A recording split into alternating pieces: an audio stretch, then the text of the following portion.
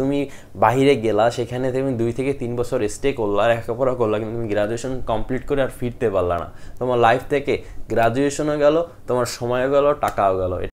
এইচএসসির পর দেশের বাইরে গ্রাজুয়েশন করতে যাওয়া, এটা অনেকেরই একটা স্বপ্ন। অনেকেই চিন্তা করে যে আমি যদি একটু দেশের বাইরে পড়তে যেতে পারতাম, বা অনেকেই চেষ্টায় আছে যে দেশের বাইরে যাওয়ার জন্য।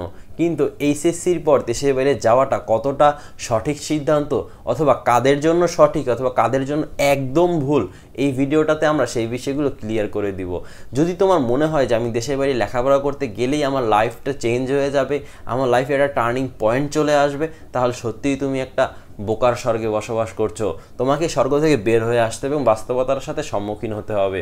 আর এই ভিডিওতে আমি এমন কিছু বাস্তবতা তোমাদের সাথে শেয়ার করতে যাচ্ছি যেটা দেখে হয়তো তোমার ডিসিশন চেঞ্জও হতে পারে। সো ভিডিওটি আমরা শুরু করি।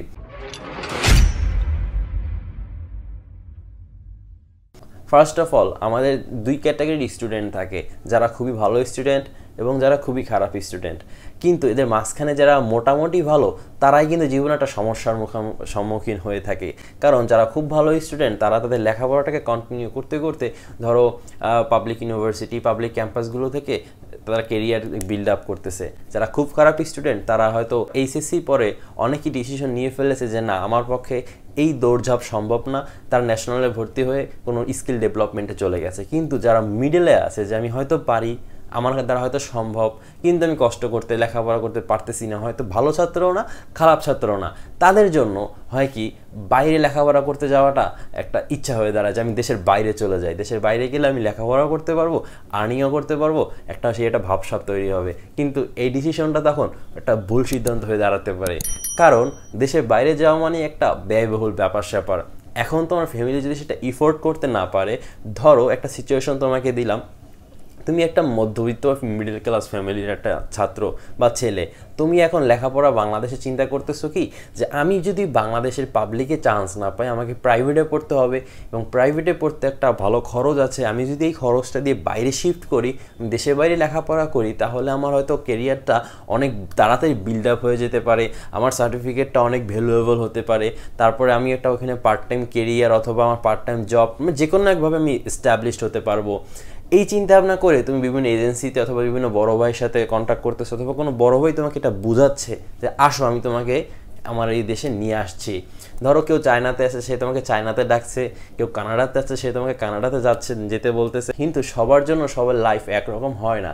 ধরো তুমি এসএসসির পরে গুড এনাফ টাকা খরচ করে চায়না গেলা, তোমাকে বললো কি তোমরা ফুল স্কলারশিপে আসছো, কিন্তু সত্যি বলতে যেসব ইউনিভার্সিটি ফুল স্কলারশিপ অফার করে সবগুলোই কন্ডিশনাল হয়ে থাকে।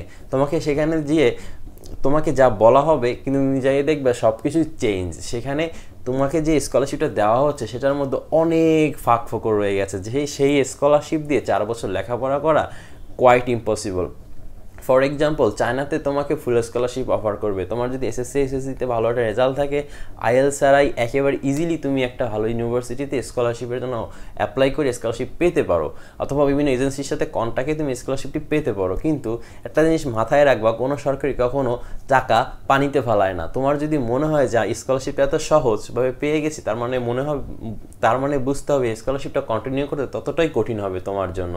তোমাকে বিশাল বিশাল কন্ডিশন দিয়ে দেওয়া হবে। তোমার প্রত্যেকটা এক্সামে 75% না মার্কস থাকা লাগবে, তোমার সেখানে ডর্ম অ্যাটিটিউড, তোমার সেখানে বিহেভিয়ার, তোমার অ্যাটেন্ডেন্স, সব কিছু তোমার পারফেক্ট থাকতে হবে। তারপরে তুমি দেখবা কি একটা না একটা এক্সামে একটা সমস্যা হয়েই গেছে, আর যখনই সমস্যাটা হবে তখনই তোমাকে খুব মোটা অঙ্কের একটা টাকা গুনতে হবে। আর এই টাকা যদি তোমার ফ্যামিলি থেকে এফোর্ড করতে না পারে, তাহলে দেখা যাবে 3rd ইয়ার অথবা 4th ইয়ারে এসে তোমার লেখাপড়া বন্ধ হয়ে গেছে। এটা অ্যাভেলেবেল হচ্ছে, তুমি একটু খোঁজ নিয়ে দেখো। কিন্তু ব্যাপার হচ্ছে, যারা এইসব পর্যায়ে যে ব্যাক করতেছে, যারা বিদেশে গিয়ে ব্যর্থ হয়ে দেশে ফিরছে, তারা কিন্তু তোমাকে কখনো বলবে না যে আমি ব্যর্থ হয়েছি, তারা বিষয়টা স্কিপ করে যাবে। এজন্য এই নেগেটিভিটিগুলো আমরা দেখি না সচরাচর, কারণ তারা এসে আর চুপচাপ থাকে। তারা কোনো ফেসবুকে পোস্ট করে না যে হ্যাঁ আই এম ফেইলার, হ্যাঁ আমি স্কলারশিপ হারাই দেশে চলে আসছি, এটা কখনই বলবে না। তোমাকে হয়তো বলবে হ্যাঁ আমার ভালো লাগতেছে না, আমি পারি নাই, অথবা ওয়েদার ভালো না, আমি খাপ খাওয়াতে পারি না, সব কিছু ভুল। এই যারাই চলে আসছে তারাই বাস্তবতার সম্মুখীন হচ্ছে। তোমার মনে হতে পারে যে আমি টিকে যাব, কিন্তু টিকে যাওয়ার সংখ্যাটা খুব কম। তোমার লাইফটা তখন একটা হুমকির মুখে পড়বে। চিন্তা করো, তুমি বাইরে গেলা, সেখানে তুমি 2 থেকে 3 বছর স্টে করলা, লেখাপড়া করলা, কিন্তু তুমি গ্রাজুয়েশন কমপ্লিট করে আর ফিরতে পারলা না। তোমার লাইফ থেকে গ্রাজুয়েশনও গেল, তোমার সময়ও গেল, টাকাও গেল। এটা কি তুমি কখনো কোনো আর ব্যাক পাওয়ার কোনো সম্ভাবনা আছে? আসলেই নেই। তাই আমি তোমাদেরকে বলবো, তোমরা যদি বাইরে যাওয়ার ইন্টেনশন রাখো এইচএসসির পরে গ্রাজুয়েশনের জন্য, অবশ্যই অবশ্যই তোমার ফ্যামিলির অবস্থা ভালো হতে হবে। যেন তুমি যে কান্ট্রিতে শিফট করছো সেখানে তোমার যদি কখনো স্কলারশিপ চলে যায়, তুমি যদি কখনো খারাপ রেজাল্ট করো, তোমার ফ্যামিলি যেন সেটা ব্যাকআপ দিতে পারে। আর যেন এটা না হয় যে তোমার ফ্যামিলি থেকে না জানিয়ে চলে আসতে হচ্ছে, যেন ফ্যামিলি এই টাকাটা ইফোর্ড করতে পারবে না, আমাকে দেশে ব্যাক করাটাই বেটার। তো তখন তোমার সব দিকই যাবে, একুলো যাবে ওকুলো যাবে। তাই তোমাদেরকে বলবো, তোমরা অবশ্যই এইচএসসির পরে গ্রাজুয়েশনটা দেশে করো। যাদের ফ্যামিলিতে অর্থনৈতিক সমস্যা আছে আর যাদের অর্থনৈতিক অবস্থা খুব ভালো, তারা যেতেই পারো যে কোনো কান্ট্রিতে, কারণ টাকা দিয়ে তোমাদের পড়ার অ্যাবিলিটি আছে। যাদের অ্যাবিলিটি নেই তাদের জন্য এই সিদ্ধান্তটা খুবই খারাপ।